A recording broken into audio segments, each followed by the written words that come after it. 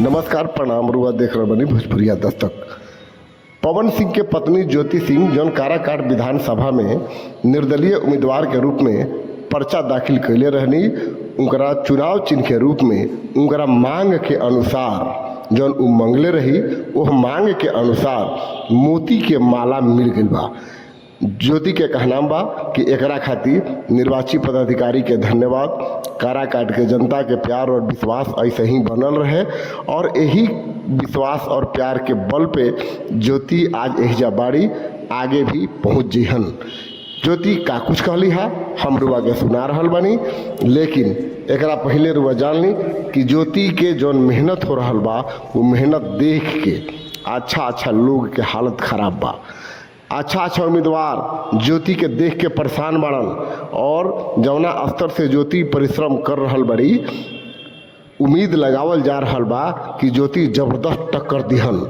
का हुई इ तो रिजल्ट बताई, लेकिन वर्तमान देखे से भविष्य के अंदाजा लागेला और ऐसने कुछ होके जा रहल बा काराकाट विधानसभा क्षेत्र में, जहां ज्योति अपना संघर्ष के बल पे अपन विशेष एगो स्थान बनावे के कोशिश कर रहल बड़ी।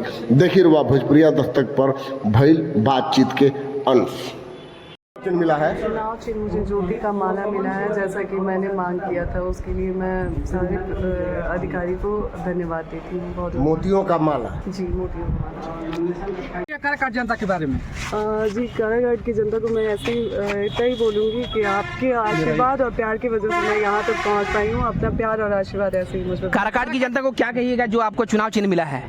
मैं बहुत धन्यवाद देना चाहती हूँ काराकाट की जनता को कि आज मिला है। चुनाव चिन्ह मुझे ज्योति का माला मिला है, जैसा कि मैंने मांग किया था। उसके लिए मैं सारे अधिकारी को धन्यवाद देती हूँ। बहुत मोतियों का माला। जी, मोतियों का माला। रुआ के बता दी कि ज्योति सिंह के चुनाव मैदान में अइला के बाद ज्योति सिंह जब से नामांकन कैले बड़ी, काराकाट हॉट सीट हो गई बा और काराकाट के लोग ज्योति के हर पल के खबर जाने खातिर सोशल मीडिया से जुड़ल रहता।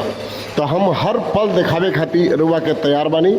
रुआ भोजपुरिया दस्तक चैनल के यूट्यूब पर सब्सक्राइब कर ली, घंटी दबा ली, फेसबुक से देखा तानी तब पेज के फॉलो कर ली, लाइक करी, देखत रही भोजपुरिया दस्तक।